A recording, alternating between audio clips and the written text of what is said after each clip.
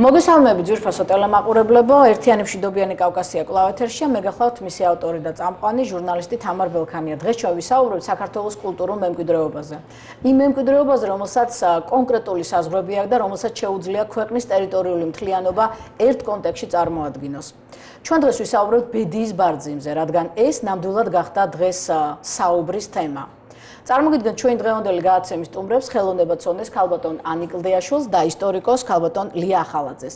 მანამ თემაზე ვისაუბრებთ, მე მინდა რომ მაყურებელმა მოისმინოს ხელოვნებაცონის დიმიტრი მიტოთუმანიშვილის მოსაზრება ბედიის ბარძიმთან დაკავშირებით და ჩვენ კვლავ დავბრუნდებით სტუდიაში. ეს არის უკვე მეორე მცდელობა. ეს უკვე იყო ერთხელ 1979 წელს. თუ არ ვცდები, ეს იყო მაისის თვე, ყოველ შემთხვევაში გაზაფხული იყო და მაშინ ამას მოყვა იმ დროისათვის ძალიან უცნაური მოვლენა იყო სვლელობა რუსთაველის გამზირზე დღევანდელი პარლამენტის შენობისაკენ, მაშინ იქ იყო უზენაესი საბჭო, რომელშიც ძირითადად მიიღეს მონაწილეობა საქართველოს მუზეუმის, საქართველოს ხელოვნების მუზეუმის და ქართული ხელოვნების ისტორიის ინსტიტუტის თანამშრომლებმა. იქ სხვა ხალხით შემოემატა, ძირითადი ბირთვი ეს იყო.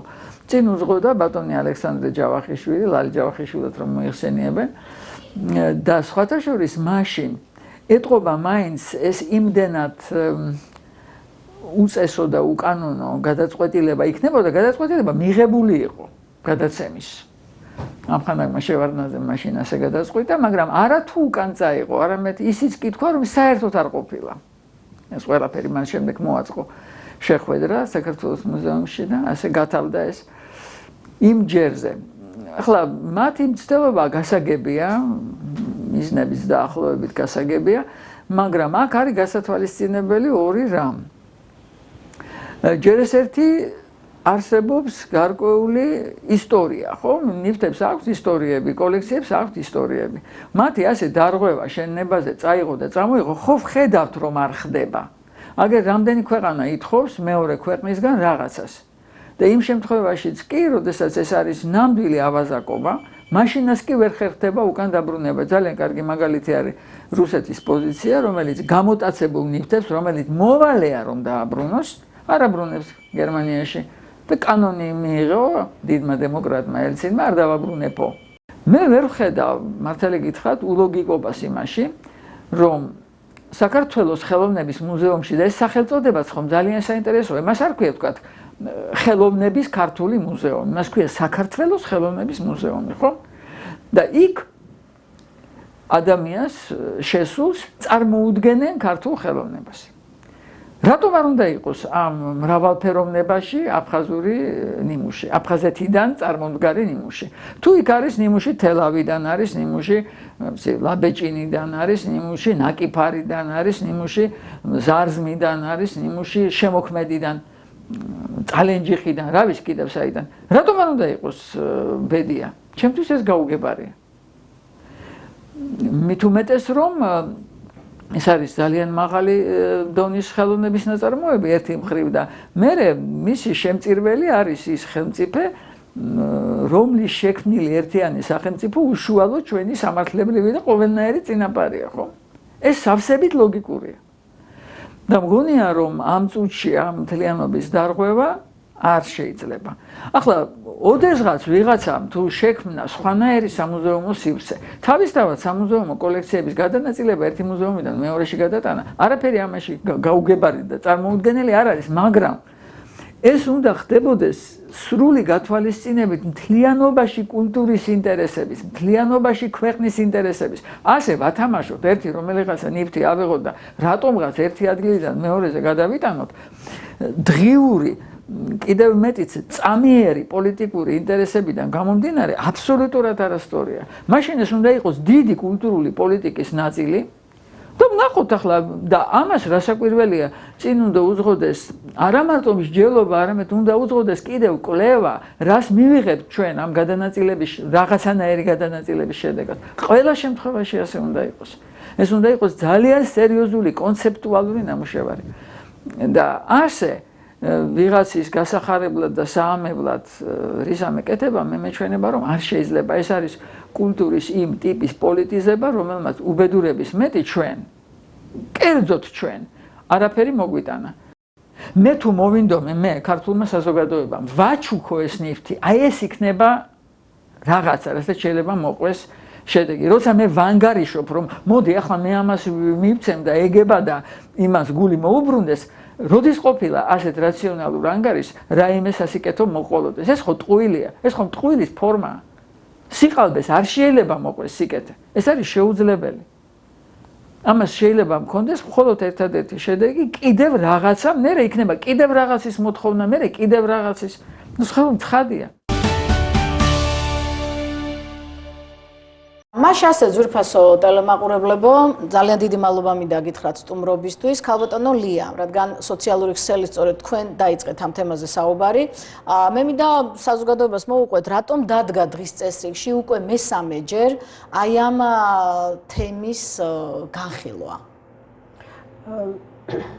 თავდაპირველად ჩვენ დაგვიკავშირდა ჟურნალისტი, რომელმაც გითხრა, რომ აფხაზეთის დე-ფაქტო ხელისუფლების წარმომადგენელი, კერძოდ საგარეო საქმეთა სამინისტროს წარმომადგენელი აცხადებდა, რომ ისინი ითხოვდნენ იმ მოძრავ ძეგლებს, რომლებიც ენგურს გამოღმა საქართველოში არის შენახული სხვადასხვა ისტორიულ მუზეუმებში და სხვადასხვა ინსტიტუტებში, კვლევით ინსტიტუტებში.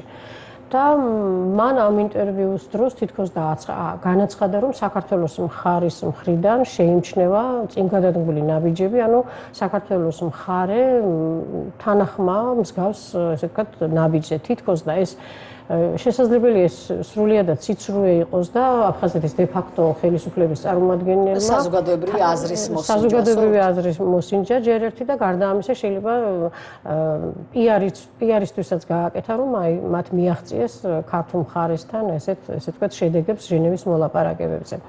აი ესეთი ინფორმაცია მოგვაწოდა ჩვენ ჟურნალისტმა და მე მგთხოვა კომენტარი, რამდენად შეიძლებოდა ამ ძეგლების გადაცემა ქართული მხარის მხრიდან სეპარატისტულ ხელისუფლებაზე.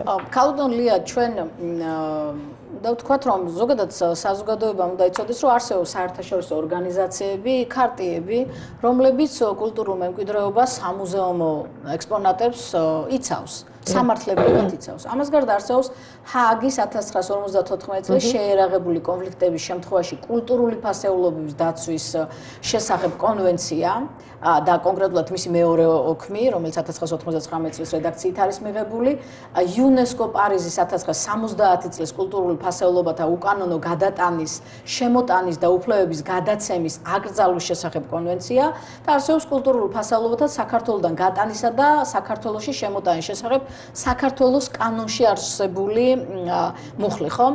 მაგრამ ჩვენ ვხედავთ, რომ აი ეს კანონები და ეს ქარტიები გარკვეულწილად კონფლიქტურ რეგიონში არსებულ საქართველოს კულტურულ მემკვიდრეობებს ვერ იცავენ. აი მაგალითად ჩვენ შეგვიძლია განვიხილოთ იგივე იკომის, რომელიც სამუზეუმო კულტურას ინახავს და იცავს, მისი მოსკოვის ფილიალის დასკვნები, რომელიც მათმა მისიამ აფხაზეთში, მე მაქვს 2011 წლის რედაქცია, თუმცა ვიცი რომ არსებობს უფრო ახალი, როგორ მათი მისია რა არის, მათი მიზნები რა არის, როგორ ისინი კონკრეტულ ძეგლებს, მაგალითად ბედიას, ილორს, დრანდას, წმინდა სიმონ კანანელის ტაძარს, ასევე ლიხნის ღვთისმშობლის მიდინების ტაძარს, ნუ ყველაფერი აქვს შესწავლილი. ერთი მხრივ კარგია რომ მათ დასკვნები აქვთ და ანუ აღწერილობა აქვთ, ფოტოები დღეს როგორ გამოიყურება ცალკეული დეტალი თუ დეკორი თუ ასე შემდეგ, მაგრამ მათი რეკომენდაციები აი ხელოვნებაცოდნე გვესწრება დღევანდელ შეხვედრაზე ის იტყვის ალბათ რამდენად მისაღებია ქართული მხარისთვის, გამომდინარე იქიდან საერთოდ რა შუაში არიან ისინი და რატომ უნდა განიხილავდნენ საქართველოს ტერიტორიაზე არსებულ კულტურულ მემკვიდრეობას, მაგრამ თქვენ როგორ ფიქრობთ, საქართველოს მხარე როგორ უნდა იცავდეს საკუთარ კულტურულ მემკვიდრეობას? ან თუგნებავ დავიწყოთ, როგორ აღმოჩნდა თბილისში ბედიის ბარძიმი? სანამ კონკრეტულად ბედიის ბარძიმზე გადავიდოდი, აღნიშნავ იმას, რომ იკომი არის მუზეუმების საერთაშორისო გაერთიანება, რომელსაც როგორც ჩანს საქართველოს მხარემ თავის დროზე არაერთხელ მიმართა და სწორედ იკომის, ანუ საერთაშორისო ორგანიზაციის დაკვეთით ჩავიდა იქ რუსული კომიტეტი, იკომის რუსული კომიტეტი ჩავიდა, ან მუზეუმების საერთაშორისო გაერთიანების რუსული კომიტეტი ჩავიდა 2011 წელს. ეს თანამშრომლობს ან საქართველოს იკომთან რა თქმა უნდა თანამშრომლობს და იკომის, ესე ვთქვათ, საქართველოს განყოფილებაც არსებობს საქართველოს თუმცა აქ მათ მისიაში, რომელიც აფხაზეთში განხორციელდა, არც ერთი ქართული გვარი არა, რა თქმა უნდა, იმიტომ რომ რუსეთის კომიტეტი ჩავიდა იქ. და რუსეთის კომიტეტმა მე ვიცნობ ამ ანგარიშს და ამ ანგარიშს და მომდევნო ანგარიშებიც არსებობს მათი სხვა წლებში ყოფნისა. მინდა გითხრათ, რომ საკმაოდ ობიექტურია, თუმცა არის მათ სუბიექტური დეტალებიც. რეკომენდაციებში გაწერილია და უშუალოდ რუსეთში გატანა და ასე შემდგომ. თუმცა მათივე რეკომენდაციებით აფხაზურმა მხარემ რაღაც ნაბიჯები გადადგა. დავაფიქსიროთ, ანუ მათივე რეკომენდაციაში წერია, რომ ის სამუზეუმო ნივთები, რომელიც აფხაზეთის ტერიტორიაზე იყო, ძირითადად რუსეთშია გატანილი. უნდა იქნეს გატანილი, კიდევ რაც არის, იმიტომ რომ ისინი ვერ ინახავენ. არა, იცით რატომ ის იქნება ამოსავალი წერტილი ქართულმა მხარემ, როგორ უნდა დაიცვა საკუთარი კულტურული მემკვიდრეობა, როდესაც არის საუბარი იქ აფხაზეთის ტერიტორიაზე არსებულ მუზეუმებში არსებულ ძეგლებზეა საუბარი. ანუ ჩვენ გარანტია მას მერე რაც შეიძლება გადასცენ კონკრეტული კულტურული მემკვიდრეობის ნიმუში და მით უმეტეს ბედის ბარძიმი, არანაირი გარანტია რეკომენდაცია აქვს ისეთი, რომ შეიძლება გატანილი იქნეს მოსკოვში რომელიღაც გამოფენაზე და შემდგომ დაბრუნდება თუ არა იქ არ არის გაწერილი და როგორ მექანიზმი როგორ იქნება წაღებული, ანუ ტრანსპორტირებას ამ ძეგლისა სჭირდება თავისებურება ახასიათებს ამას უკან დაბრუნებასაც და ეს მექანიზმი გაწერილი არ არის. გარდა ამისა, მინდა აუცილებლად აღნიშნო ის ფაქტი, რომ მათივე რეკომენდაციით აფხაზეთის დღევანდელმა დე-ფაქტო ხელისუფლებამ უკვე მიიღო გადაწყვეტილება, რომ აფხაზეთის კულტურული მემკვიდრეობის ძეგლებად გამოაცხადა 1400 რაღაცა რაოდენობის, εν რაოდენობის ძეგლი, მათ შორის არის რა თქმა უნდა საეკლესიო ხუროთმოძღვრების ძეგლები, არის საეკლესიო დანიშნულების ჭედური ხელოვნების ძეგლები, მაგრამ არის ლენინის ძეგლიც, მაგალითად მატერიალური კულტურის ძეგლად არის აფხაზეთის მატერიალური კულტურის ძეგლად გამოცხადებული და ძალიან უცნაური მომენტებია ამ მიმართებით. მაგრამ თავარი ის არის აქ, რომ იქ ადამიანები უკვე აფხაზეთში ფიქრობენ ამ ძეგლების დაცვაზე. აი ეს მომენტი არის ნამდვილად წინ გადადგმული ნაბიჯი. იგივე ამ რეკომენდაციაში წერია, რომ მათ შეისწავლეს აკადემიური პერსონალიც, რომლებიც რესტავრაციას აწარმოებენ თუ კონსერვაციას აფხაზებზეა საუბარი და გარკვევი წერია, რომ მათ აქვთ ამის აკადემიური რესურსი.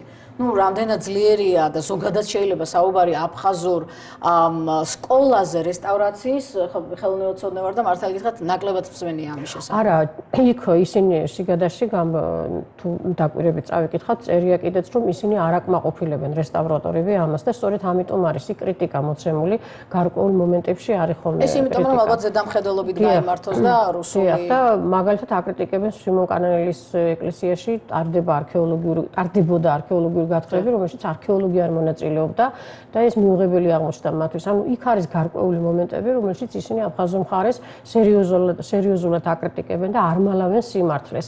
მაგრამ არის ტენდენციური მომენტები, არის ბუნებრივია. დოკუმენტით ცოტა კომიკურიც არის, იმიტომ რომ რაღაც ნაწილში თვითონვე შედიან წინააღმდეგობაში, მაგრამ ქალბატონოვანი, მე თქვენ მინდა რომ თქვათ, ანუ ბედის ბარძიმი, რომელიც არის სიმბოლო ერთიანი საქართველოს, აფხაზეთთან მიმართებაშიც, აი თქვენ როგორ ფიქრობთ, თქვენი დამოკიდებულება როგორც ერთი კონკრეტული ხელოვნება წოდეს, იმიტომ რომ ჩვენ ვიცით საზოგადოებაში, რომ არის ასეთი აზრი, რომ ჩვენი მხრიდან იქნებოდა ძალიან კარგი ჟესტი, თუ აი ამ ნიმუშს გადავცემდით აფხაზურ მხარეს.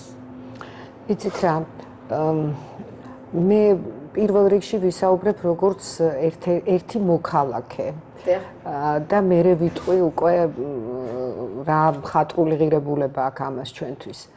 საქმე ის არის, რომ ეს არის ნივთი, რომელიც განასახიერებს საქართველოს ერთიანობას. ეს არის სიმბოლო ამ ერთიანობისა და ეს ნივთი, რომელიც შეწირა ბაგრატ მესამემ და მისმა დედამ გურანდუხტმა ბედიის ტაძარს, სწორედ აი ამას განასახიერებდა.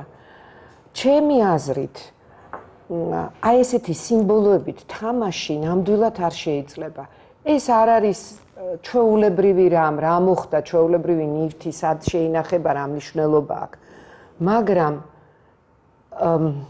აი წარმოვიდგინოთ, რომ იტალიამ მოთხოვა საფრანგეთს ლეონარდოს მიერ გაკეთებული ჯოკონდა გადასცეს. იმიტომ რომ იტალიაში შეიქმნა და როდესაც ლეონარდო წავიდა საფრანგეთში, თან წაიღო. შეიქმნა იტალიაში იტალიელის დაკვეთით და ასე შემდეგ. წარმოუდგენელია, არც კი მოუვათ იტალიელებს აზრად თავში, რომ საფრანგეთს მოთხოვონ ჯოკონდას გადაცემა. ანდა დღემდე მიდის, დავა არა ამ წუთში, მაგრამ ყოველ შემთხვევაში მთელი საბერძნეთიდან ათენის აკროპოლისის ქანდაკებები გატანილია ბრიტანეთის მუზეუმში და ასეთი ბევრი შემთხვევა, მაგრამ არავის აზრად თავში არ მოსდის, რომ ეხლა უკან დააბრუნოს ხელოვნების ეს ნიმუშები. ქალბატონო, თქვენ საუბრობთ სხვადასხვა ქვეყნებზე. სხვადასხვა ქვეყანაზე ვსაუბრობ. საქართველოზე, აფხაზეთზე. აი ახლა გეტყვით. თორე რუსეთისგანაც ითხოვს გერმანია თავის კულტურულ მემკვიდრეობას, მაგრამ რუსეთი არ აძლევს. აი ძალიან კარგი მაგალითი მოიყვანეთ, მეც მინდოდა ამის თქმა ზუსტად. მაგრამ ჩვენ განსაკუთრებული შემთხვევა გვაქვს. ჩვენ გვაქვს შემთხვევა, როდესაც ეს ტერიტორია მოჭრილია საქართველოსაგან, მოგლეჯილია საქართველოსაგან ამ წუთში, რა თქმა უნდა. ამიტომ ასეთი სიმბოლოს გადაცემა მე პირადად დაუშვებლად მიმაჩნია. ეს არ არის რაღაცა ჩვეულებრივი ნივთი, ვთქვათ, საეკლესიო ნივთი, რომელიც ვთქვათ, არ ვიცი, რომელიღაცა საცეცხლური შეიძლება კიდე გადაცე, მაგრამ ჩემთვის ეგეც წარმოუდგენელია. მით უმეტეს, რომ ჩვენ არ ვიცით, ვის ვაძლევთ ამას. რუსეთს. ჩვენ ვის ვაძლევთ ამას? ჩვენ ამას ვაძლევთ აფხაზებს, თუ საბოლოო ჯამში შეიძლება, აი როგორც ქალბატონმა ლიამ თქვა, შეიძლება ეს საერთოდ რუსეთში აღმოჩნდეს მერე. მით უმეტეს, რომ ბევრი რამე აქვს საქართველოდან გატანილი, მარტო ხახულის კარედის ნაწილები, რადღირს, ბრინჯაოს გრავირებული სარტყლები, რომლებიც როგორ გაქრა, კაცმა არ იცის, გატანილია და სად არის დღეს ისიც არ ვიცით, რაღაცა ნაწილებია მხოლოდ ერმიტაჟში დაცული.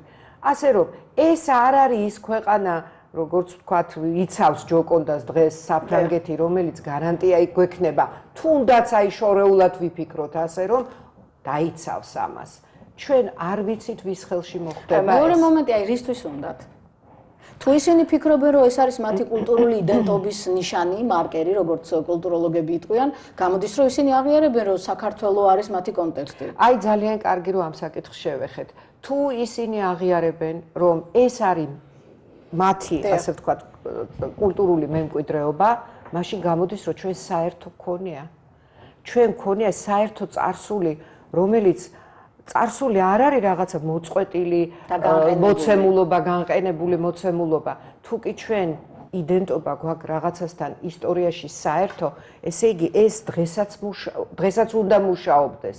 რა თქმა უნდა, რომ არა მესამე ძალა, რომელიც ჩარეულია ამაში და ხელს აფათურებს ამ ჩვენ ურთიერთობებში, აგერ უკვე, რა ვიცი, 200 წელიწადია. ეს იდენტობა თავისას ასეთი შეგრძნება იდენტობის, რომელიც ჩვენ საერთო გვაქვს აფხაზებთან, იმუშავებდა დღესაც.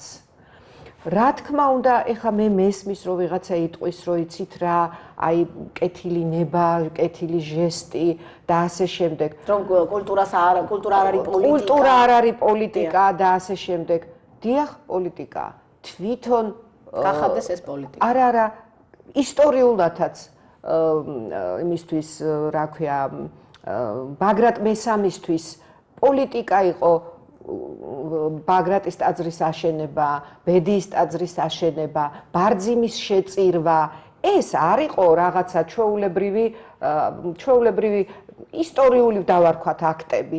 არა, ეს პოლიტიკური აქტები იყო და ეს ნივთები ყოველთვის მონაწილეობდა პოლიტიკაში, იმიტომ რომ ჩვენ ვიყავით მცირე რიცხოვანიერი და ჩვენ ყოველთვის გვჭირდებოდა რაღაცა მარკერები, რომელსაც მივებმებოდით, რომელზეც იდენტობა გვექნებოდა და საბოლოო ჯამში ჩვენს ერთიანობას შევქმნიდით.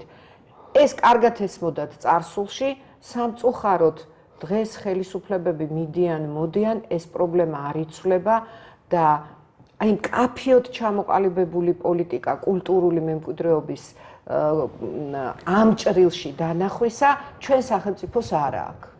აი თქვენ ერთ-ერთ წიგნში, როდესაც განიხილავთ საბჭოთა პერიოდის ხელოვნებას, გაქვთ ესეთი ფრაზა, რომ ესე იგი ისტორია ეს არის წარსულთან ერის დამოკიდებულება, ეს არის აი დღეს ის როგორ განიხილავს საკუთარი იდენტობის პარამეტრებს, რომ სამომავლო ორიენტირები დასვას. აი დღეს რა გვაქვს ჩვენ იდენტობის პარამეტრები, თუ კი შეგვიძლია რომ აი ესე საზოგადოებრივი შეთანხმების გარეშე ავდგეთ და გადავცეთ კაცმა არ იცის ვის ჩვენი ყველაზე ესეთი მნიშვნელოვანი კულტურული მემკვიდრეობა.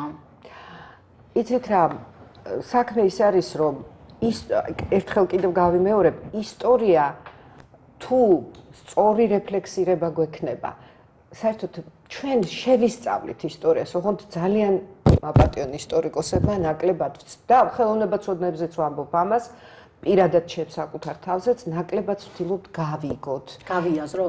არა, აი გაგებას ვამბობ პირდაპირ მნიშვნელობით.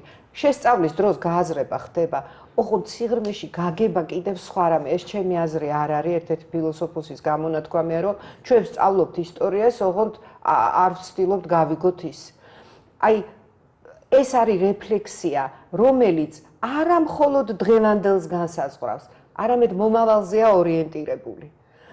აი ამ თვალსაზრისით თუ შევხედავთ ჩვენს ისტორიას, თუ ჩვენ დღეს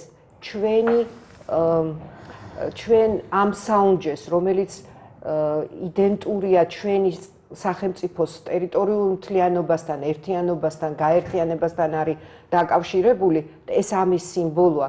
თუ ჩვენ ამას პირდაპირ მნიშვნელობით შემიძლია ვთქვა, გავასხვისებთ, ეს იმას ნიშნავს, რომ ჩვენ მომავალზე ორიენტირებულები არა ვართ.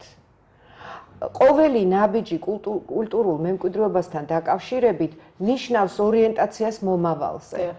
იცით რა, სახელმწიფო ერი შეიძლება არსებობდეს, ოღონდ სახელმწიფოზე ორიენტირება ნიშნავს მომავალზე ორიენტირებას.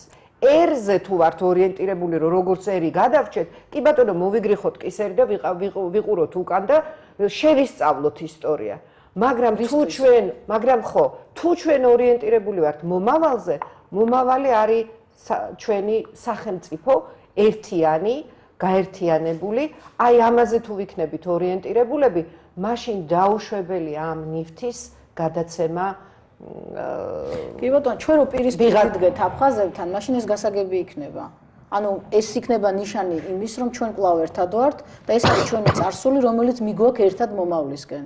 რა თქმა უნდა. ამ შემთხვევაში ეს გასაგები იქნება. თუმცა, აი ქალბატონოლია, ჩვენ მეც ძალიან კარგად მახსოვს, როდესაც იყო ესეთი რიტორიკა, სადღაც 90-იან წლებში, რომ 80-იან 90-იან წლებში, რომ ჩვენ აფხაზებს უნდა გავუმართოთ ხელი და ამ გამართვით იყო ინსტიტუტები, ინსტიტუციები, თეატრი, კინო, რა ქვია, იმას უმაღლესი სასწავლებლები აფხაზურ ენაზე, გაზეთები, მედიაც აფხაზურ ენაზე გადავიდა, თუმცა ამან არ გამოიღო ის შედეგი, რა შედეგითაც ჩვენ მათ ეს ყველაფერი ასე ვთქვათ, კეთილი ნება იყო. ეს შემთხვევაში შეგეძლო, რომ უბრალოდ გვეთქვა, რომ არა.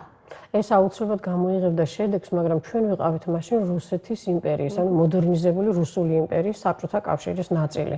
გავითვალისწინოთ ის ფაქტი, რომ ჩვენ დამოუკიდებელი სახელმწიფო არ ქონდა, ჩვენ დამოუკიდებელ პოლიტიკას, ესე ვთქვათ, აფხაზეთთან მიმართებაში ვერ თამაშობდით. ეს კულტურული ნაბიჯები, რომელიც გადავდგით, კი ბატონო, ეს დამოუკიდებელი იყო, ჩვენ თვითონ ჩვენი, ასე ვთქვათ, ინიციატივიდან გამომდინარე, იმიტომ რომ ჩვენ მუდმივად ქონდა აფხაზების მიმართ მსგავსი დამოკიდებულება, თუნდაც მე-19 საუკუნეში მუჰაჯირობის პრობლემა რომ ქართველებმა რა მხარდაჭერა გაუწიეს, ესე ვთქვათ, აფხაზებს და მათ შორის მუჰაჯირ აფხაზებს და მათი უკან დაბრუნების, ბათუმში დასახლების ისტორია რომ ავიღოთ, მანდაც ქართველების ხელი ურევია და კონკრეტულად ერდალეულების.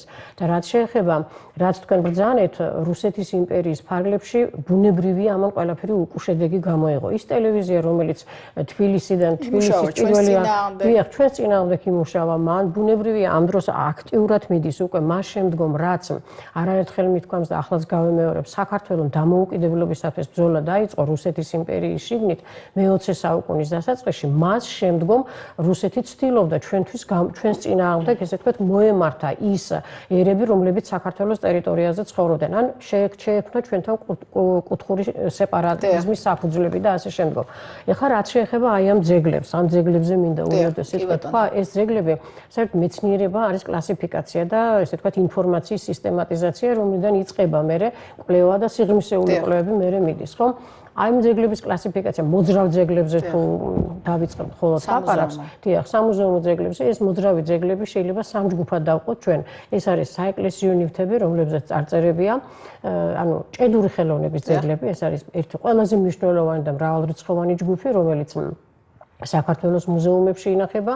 მეორე ჯგუფი არის ქვის ფილები და რელიეფები, რომლებიც ასევე ინახება საქართველოს მუზეუმებში და ადგილებზეც არის დაცული, არის როგორც ორიგინალი წამოღებული, არის აგრეთვე მულაჟების სახით წარმოდგენილი ჩვენს მუზეუმებში და მესამე არის ნუმიზმატიკური მასალა. ანუ ესეც ესე ფული, მაგრამ ეს ფული მოძრავი იყო საქართველოს ტერიტორიაზე და შეიძლება და ჯავახეთშიც ვიპოვოთ და შეიძლება იგივე მსგავსი ერთიანი სახელმწიფო იყო და ბუნებრივია და ეს მონეტები არის ნაპოვნი აფხაზეთის ტერიტორიაზე. მაგალითად, ბაგრატ მეოთხის მონეტები ყველაზე მეტი რაოდენობით ლიხნის განში არის აღმოჩენილი და არა საქართველოს სხვა რომელიმე რეგიონში, ხო? ეს ფაქტი ჩვენთვის ცნობილი არის. ანუ ახლა რომ ეს მონეტები მოითხოვონ ამათმა უკან დაგვიბრუნეთ და რაღაც მსგავსი რაღაც, ანუ მაშინ ეს მონეტები იქნა შენახული იქ, სადაც ყველაზე ხელსაყრელი პირობები იყო ამ მონეტების შენახვისა. იგივე ბედიის ბარძიმთან მიმართებაში, რომ დაუბრუნდეთ ბედიის ბარძიმის საკითხს. სწორად აღნიშნა ქალბატონმა ანამ, რომ ეს არის გაერთიანებული საქართველოს ერთიანობის სიმბოლო. მისი, ესე ვთქვათ, დამკვეთი, ამ ბარძიმის დამკვეთი არის გაერთიანებული საქართველოს პირველი მეფე და დედამისი გურანდუხტი. გურანდუხტი მართალია აფხაზთა მეფის გიორგი მეორის ქალიშვილია, მაგრამ ის არის ქართველთა მეფის ესე ვთქვათ, რძალი, ბაგრატ მეორის რძალი არის და არის გურგენ მეფის ასული, ხო? გურანდუხტს სხვათა შორის პრეტენზია ქართლზეც ჰქონდა, ქართლის დედოფლობაზეც ჰქონდა და ჩვენ ვიცით გერგი უმერხასანიძის წარწერა ატენის სიონზე, სადაც უწერია გერგი უმერხასანიძეს, რომ რესტავრაციაო ჩავატარე მაშინ, როდესაც დედოფალს აფხაზთა მეფე ქართლს შეედავაო. ანუ ეს ისტორიული ფაქტი ამ წარწერაში არის მოცემული. ანუ გურანდუხტს როგორც ჩანს უნდოდა ქართლის დედოფლობაც. ის ქართველთა დედოფალი იყო, ანუ ქართველთა სამეფო მდებარეობდა თანამედროვე სამხრეთ საქართველოს, ამ თანამედროვე თურქეთის ტერიტორიაზე და ქართლის დედოფლობა უნდოდა, ანუ კონკრეტულად ქართლში უნდოდა დაფუძნებოდა, ესე ვთქვათ, ცალკე სახელმწიფოდ გამოყოფა. ის არის აფხაზთა მეფის ასული, მაგრამ ეს არ ნიშნავს იმას, რომ მას არ ქონდა, ესე ვთქვათ, ეს მიდრეკილებები. მინდა გითხრათ, რომ ამ დროს აფხაზთა სამეფოს შემადგენლობაში შედის ქართლის დიდი ნაწილი, თბილისის გარდა არის აფხაზთა სამეფოს ნაწილი. ჯავახეთიც კი არის აფხაზთა სამეფოს ნაწილი. ანუ ეს არ არის თანამედროვე აფხაზეთის ავტონომიური რესპუბლიკის ტერიტორია, რომ იმ ტერიტორიაზე შექმნილი იყო მაგალითად. ამ ინტერპრეტაციით ისინი არ განიხილავენ. არ განიხილავენ, ხო? აი ხო ვისაუბროთ ამაზე, ბედიის ბარძიმის გადარჩენაზე და ასე შემდეგ. და მე როგორ აღმოჩნდა ეს თბილისში? ბედიის ბარძიმი, დიახ, ბედიის ბარძიმი რომ ნახა თავის დროზე 19 საუკუნის 50-იან წლებში დიმიტრი ბაქრაძემ ნახა ილორის ტაძარში, მაშინ მას ჰქონდა ფეხი. ეს ფეხიც თავის დროზე მე-17 საუკუნეში თავდაპირველი ფეხი, რომელიც მე-10 საუკუნეში იქნა დამზადებული, შემოძარცული იყო და მე-17 საუკუნეში ცნობილმა ქართველმა საეკლესიო მოღვაწემ ბედიის მიტროპოლიტმა გერმანე ჩხეტიძემ ხელმეორედ შეამკო ეს ბედიის ბარძიმი და წარწერაც იყო დაფიქსირებული დიმიტრი ბაქრაძემ ეს ბარძიმი ილორის ტაძარში იპოვა სწორედ აი ამ ფეხის ამ სადგართან ერთად და წარწერაც კი გადმოიწერა ამ სადგარიდან. მეორედ ჩასვლის დროს უკვე ილორის ტაძარში მე-19 საუკუნის 80-იან წლებში უკვე იქ ბარძიმს ფეხი არ ჰქონდა. აი ეს ფაქტი არის ერთ-ერთი მნიშვნელოვანი ფაქტი, ანუ ადასტურებს იმას, რაოდენ დაუცველი იყო ილორის ტაძარში. როგორც ჩანს, ჯერ კიდევ მაშინ უნდა წამოეღო ეს. რა თქმა უნდა, პირველივე ნახვის დროს რომ წამოეღო დიმიტრი ბაქრაძეს ეს ძეგლი და მოეთავსებინა საეკლესიო მუზეუმში, რომელიც ახალი დაარსებული იყო სხვათა შორის მაშინ მე-20 საუკუნის მეორე ნახევრის დასაწყისში თბილისში, გადარჩებოდა ეს ბარძიმის ფეხიც და დღეს ჩვენ ბარძიმის ფეხის წარწერას გვეცოდინებოდა და ბარძიმი გვექნებოდა ფეხიანად.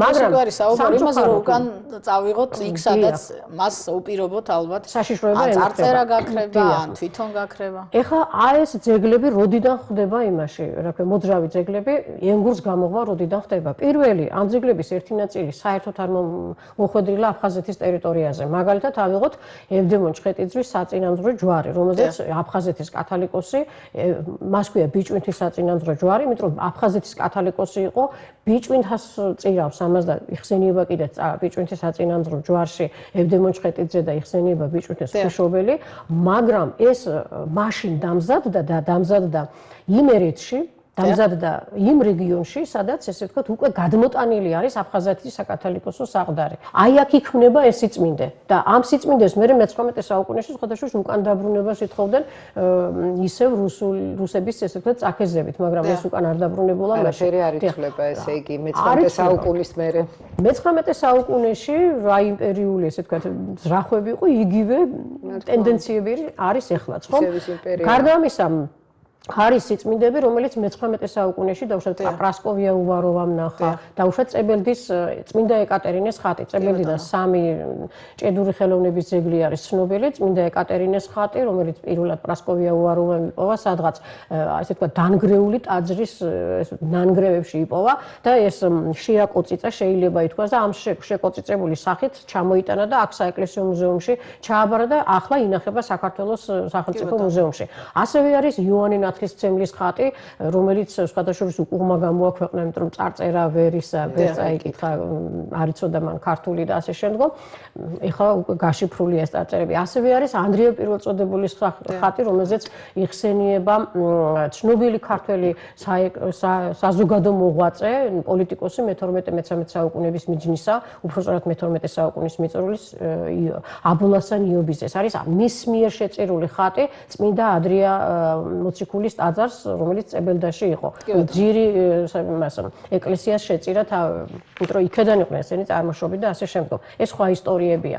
ანუ ამ ტიპის ძეგლები, რომლებიც იქ ესე გავერანებული იყო, ესეთი მუდმივი თავდასხმების შედეგად, ამ ტიპის ძეგლები გადმოტანილი ერთადერთი ადგილი, სადაც შეიძლებოდა ამის შენახვა, მე-20 საუკუნის მეორე ნახევრის დასაწყისში იყო სწორედ საეკლესიო მუზეუმი. შემდგომ იქნება 1879 წელს ქართველთა შორის წერა-კითხვის გამავრცელებელი საზოგადოება დიმიტრი ესე ვთქვათ ილია ჭავჭავაძის და დიმიტრი ყიფიანის, დიმიტრი ბაქრაძის და სხვების ინიციატივით აქ სპეციალური ესე ვთქვათ განყოფილება იქნება, სადაც ხელნაწერებიც ინახება, საეკლესიო ნივთებიც და ასე შემდგომ. მესამე დიდი ცენტრი, ესე ვთქვათ, ქართული სიძველეების შენახვისა დაარსა უკვე ექვთიმე თაყაიშვილმა 1907 წელს. ეს იყო საეთნოგრაფიო და საისტორიო საზოგადოება. ეს ფონდები მერე თავს იყრის საქართველოს სახელმწიფო მუზეუმში, თავს იყრის ხელნაწერთა ეროვნულ ცენტრში, დაუშვათ ხელნაწერები იქეთ გადადის, თავს იყრის გიორგი ჩუბინაშვილის სახელობის ხელოვნების მუზეუმში და ასე შემდგომ. თუმცა არის ცალკეული ძეგლები, რომლებიც ინახება ზუგდიდის მუზეუმში და ინახება აგრეთვე ქუთაისის მუზეუმშიც რამდენიმე ძეგლი. საინტერესო არის ის ფაქტი, რომ ეხლა ზუგდიდში დაცული ძეგლები არის უმრავლესობა ძირითადად ილორის ტაძრისადმი სამეგრელოს მთავრების, უკვე მთავრების და არა ერისთავთერისთავების შეწირული, მათ შორის ილორის წმინდა გიორგის ხატი, მაგალითად შეწირული კირილე ჟვანიძის, ეს არის ბედიელი მთავარეპისკოპოსი. ასევე ავიღოთ ძალიან ბევრი ხატი შეწირა ილორის წმინდა გიორგის εμას ტაძარს ლევან მეორე დადიანმა. ცნობილი ფაქტი არის, რომ ეს ამ ადამიანს თავის კარზე ჰქონდა საოქრომჭედლო სახელოსნო და ამის შესახებ შესანიშნავი მონოგრაფია შექმნა ქართველმა ხელოვნებაცოდნემ ლეილა ხუსკივაძემ და ფაქტი არის, რომ მან უამრავი ხატი შეწირა არა მარტო ილორის ტაძარს, ცაიშ და ასე შემდგომ და საერთოდ მინდა აღვნიშნო, რომ ილორის ტაძარი არ იყო მარტო თანამედროვე აფხაზეთის ავტონომიური რესპუბლიკის მოსახლეობისათვის, ესე ვთქვათ, სიწმინდე. ეს იყო მთელი საქართველოსადმი სიწმინდე. ილორის ტაძარს წირავს დაუშვათ ხონელი ეპისკოპოსი ერთ-ერთ ესე ვთქვათ სიწმინდეს და ასე შემდგომ. არის ისტორიაში ასეთი ფაქტები და ამისი ესე ვთქვათ უარყოფა რახან ახლა დაუშვათ ქუთაისიდან შეწირა ან იმერეთიდან შეწირა, ამის გამო ეს ძეგლი უნდა დაბრუნდეს. ერთი მომენტი კიდე დავით რუსუდანიძის ხატი არსებობს, რომელიც დავით რუსუდანიძემ, ანუ ლიხტიმერეთის მეფემ, რუსუდანის ვაჟმა, რომელიც დასავლეთ საქართველოში მეფობდა, შეწირა ილორის ტაძარს. ახლა დავაბრუნოთ ეს ხატი უბრალოდ. არა, ქალბატონოლია, ეს არ დავაბრუნოთ, მაგრამ მე მაინტერესებს აი ეს ყველაფერი, რომელიც თქვენ აი ესე დალაგებულად კულტურის კონტექსტში ისაუბრეთ საქართველოს ისტორიაზე, სად შეუძლია ადამიანს წაიკითხოს ინგლისურ, ფრანგულ, ესპანურ, აფხაზურ, რუსულ, თურქულ ენებზე? აფხაზურ ენაზე არა, მაგრამ ჩვენ ვეცდებით აფხაზურ ენაზეც გავაკეთოთ ეს. თუ საჭირო აფხაზურ ენაზეც გავაკეთებთ, რუსულად ეს გაკეთებული გვაქვს და ესე ვთქვათ, თითქმის თარგმნილია, ქართულად დასრულებულია და გამოცემული არის. ჩვენ შევქმნით ამის სიაც შევქმნით, ესე ვთქვათ, შემიძლია წარმოგიდგინოთ ახლა. ამაზე მუშაობა დავიწყე მე-20 საუკუნის მიწურულს. კასული საუკუნის მიწურულს. ესე იგი, ისე მოხდა, რომ მე მუშაობდი ეპიგრაფიკულ ძეგლებზე და ეპიგრაფიკული ძეგლი არის მიბული იმ საეკლესიო ხუროთმოძღვრების ძეგლთან, რომელზეც ის დაცული არის. თუნდაც ავიღოთ ჭედური წარწერა მოვიღოს, ისიც დაცულია საეკლესიო ნივთზე. ძალაუნებურად იძულებული გავხდი, რომ შემესწავლა ყველა ეს ესე ვთქვათ, ხელოვნებაცოდნეთა ნამუშევრები, რომლებიც ამ ძეგლებს ეხებოდა. და რეალურ კონტექსტში მე მერე დავიწყე ამათი სიის შედგენა. ჯერ სია ჩამოვაყალიბე, შემდგომ ვეძებდი სხვადასხვა მუზეუმებში, სად იყო დაცული, მათ შორის ქუთაისის მუზეუმშიც მივაკლია და შევქმნით ასეთი სია. ნუ ამ სიაში არის მოცემული ძეგლის დასახელება, თარიღი, როდის შეიქმნა, შემდგომ წარმოშობის ადგილი და შენახვის ადგილი. ძალიან მნიშვნელოვანია. დიახ, ეს სია, ამ სიის ნაწილი ჩვენ გადავეცით აფხაზეთის მთავრობას თავის დროზე და სრული სია, რა თქმა უნდა, არის ჩვენს წიგნში და მისი ქართული და რუსული ვარიანტიც, ესე ვთქვათ, ალბათ ინგლისური უახლოეს ხანებში იქნება, ვეცდებით რომ უახლოეს ხანებში იყო, თუმცა ჩვენ გვიწევს მტკიცება, რომ მცხეთა მაგალითად ქართული კულტურის იდენტობის ნიშაა. ჩვენ გვიწევს საუბარი იმაზე, რომ იგივე ძეგლები, რომლებზეც აი სასაცილოც კი არის, ბოლო პერიოდში გავრცელდა ინფორმაცია, რომ ილორის ტაძარი თურმე სომხების მიერ არის აშენებული და დღეს ვხედავთ აფხაზეთში როგორ იძაბება მათ შორისაც ურთიერთობა. ანუ კავკასიაში აი ამ დაყავი და იბატონეს პრინციპი, რომელიც შეიძლება ვიღაცას რიტორიკა გონია, მაგრამ ეს ძალიან კარგად მუშაობს და ეხლა უკვე ვხედავთ, რომ გარკვეულწილად ისტორიის კვალსაც კი შლიან. ეს არის ჩვენთვის მნიშვნელოვანი, თორე ის რომ ქართული ტაძარი და სომხური ტაძარი ყველაფერს რომ თავი დაავნებოთ, ფერითაც განირჩევა ერთმანეთისგან, ანუ პერანგითაც განირჩევა ერთმანეთისგან. ეს როგორც ჩანს მარტო ჩვენთვის არის ცნობილი, იმიტომ რომ აი ბოლო ინიციატივა ჩვენი ქვეყნის პატრიარქს რაც ქონდა, ძალიან მნიშვნელოვანია, რომ ეს ყველაფერი აღიწეროს და ინგლისურ ვერსიებად, ასე ვთქვათ, ტერმინით რო ვიხმარო, ანუ დაიდოს, რომ ადამიანებს ქონდეთ შესაძლებლობა ამ ყველაფრის შესახებ წაიკითხონ სამეცნიერო საერთაშორისო ენებზე. ეს გავრცელდეს სამეცნიერო დაწესებულებებში თუ სასწავლო დაწესებულებებში თუ რა ვიცი, ხელმისაწვდომი რო იყოს, თორე მე და თქვენ კი ვიცით რომ ჯვარია და მასთან დაკავშირებით თუ შეიძლება ვიტყვი, მას შემდეგ რაც ჯუბადან პერემ 1832 წელს საქართველოში მოგზაურა და ფაქტიურად მისგან მოდის აი ევროპაში გავრცელებული ეს აზრი, რომ საქართველოში ვთქვათ ჯვარი, სომხურია, დასავლეთში ბიჭვინთა ეს არის რა ქვია, ბიზანტიურია, ანუ ფაქტიურად ქართული აქ არაფერი არ არის. აი ეს აზრი მე მთელი გამეთანხმებით, მთელი მე-19 საუკუნის განმავლობაში ლექსიკონიდან ლექსიკონში, წიგნიდან წიგნში გადადიოდა. ეს ძალიან კარგი, ასე ვთქვათ, ამან კარგი ნიადაგი შეუქმნა რუსეთის იმპერიას, დაყავი და იბატონეს პრინციპის განსახორციელებლად ჩვენ ტერიტორიაზე. ცხადია, მაშინაც კი, როდესაც საბჭოთა პერიოდში თითქოს კი არა ნამდვილად ხდებოდა საქართველოს ისტორიის შესწავლა, მაშინაც კი სახელმწიფო დონეზე ეს საკითხი იყო მიჩქმალული, რომ სადღაც რაღაცა უცხო ენაზე დაბეჭდილიყო.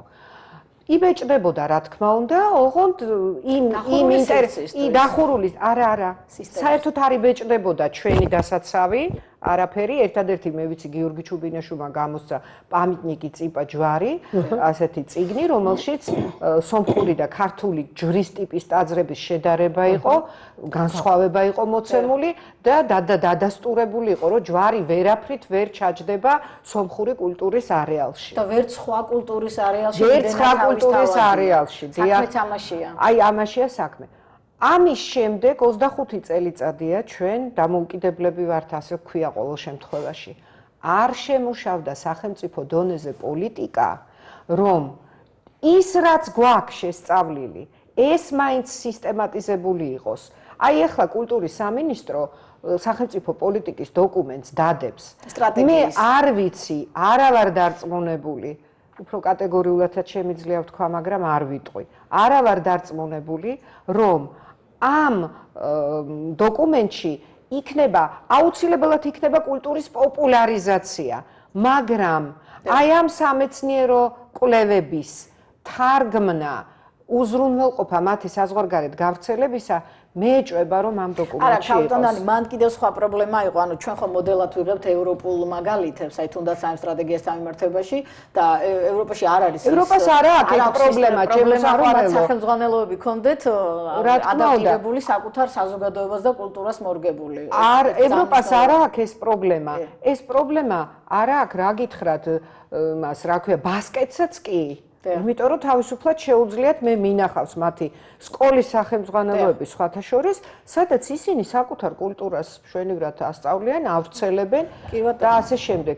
ჩვენ დღეს თუ ეს სახელმწიფო დონეზე არ ავიყვანეთ, ძალიან მივესალმები ქალბატონოლია თქვენს ინიციატივას, არაჩვეულებრივი საქმე გაქვთ გაკეთებული, მაგრამ ამას სახელმწიფო მხარდაჭერა თუ არ ექნა, არაფრით არ შეიძლება. ეს უნდა იყოს პროგრამა ელემენტარულად. სამოქმედო გეგმა. კულტურის სამინისტროს უნდა ქონდეს აი ცალკე პროგრამა ამისთვის და ქალბატონი ლეასნაირ ადამიანებს სანთლით უნდა ეძებდნენ და ხელს უწყობდნენ რომ აი ასეთი საქმე გააკეთო. კი ბატონო, მხარდაჭერა გვაქვს, მე ვიყრე მაშინ.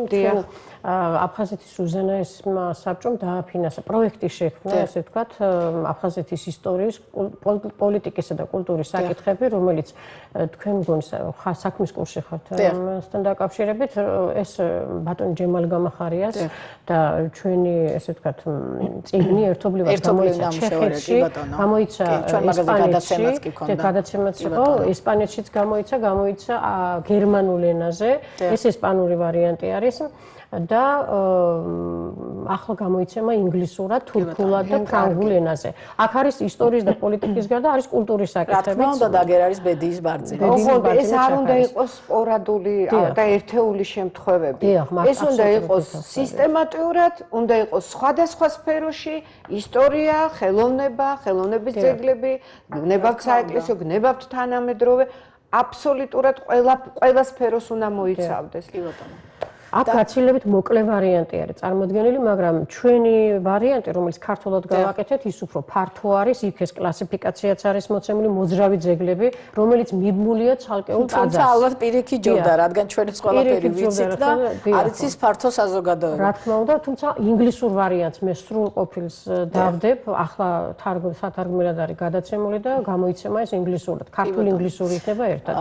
ძალიან დიდი მადლობა მინდა გითხრათ, მაგრამ სანამ ბოლო კითხვას დავსვამდე, არ შემიძლია არ თქვა, რომ აი როგორც აფხაზს, აი როგორ შეუძლია აფხაზს თუ კი ის აღიქვამს, რომ ეს არის მისი კულტურის მემკვიდრეობა. აი მოცემ მომენტში მხოლოდ ილორს გულისხმობ და ჩვენ მაყურებლებს ვანახებთ რა ეტაპზე როგორ იცვალა სახე აი ამ ძეგლმა. როგორ შეუძლიათ რომ მათ ეს დაუშვან, ხო? მაგრამ ნუ ეს ალბათ რიტორიკული კითხვაა და დარჩება ჰაერში, მაგრამ აი რითაც მინდა დღევანდელი ჩვენი გადაცემა დავამთავროთ, ეს არის ასე ჟღერს ეს კითხვა. თუ კი დადგა დღის წესრიგში სახელმწიფო დონეზე, გადაიცეს თუ არა ბედიის ბარძიმი, რა იქნება ერთი მოქალაქის ხელოვნებაცოდნის დამოკიდებულება, აღარ ვამბობ თქვენ წინაპარზე, ამბროსი ხელაიაზე, რომლის უშუალო მემკვიდრე და წინაპარი ბრძანდებით, როგორია თქვენი დამოკიდებულება, გადაიცეს ის თუ არ უნდა გადაიცეს? იცით რა, მხატვრულ მხარეს სულ ნუ შევეხებით და სწორი ვქენით, რომ არ შევეხებით. რა თქმა უნდა, ეს არის უნიკალური ნიმუში მხატვრული თვალსაზრისით. მაგრამ ის რისი მატარებელიც არის ეს ნივთი ისტორიულად, კატეგორიულად არ შეიძლება ამის გაკეთება. ისტორიკოსი.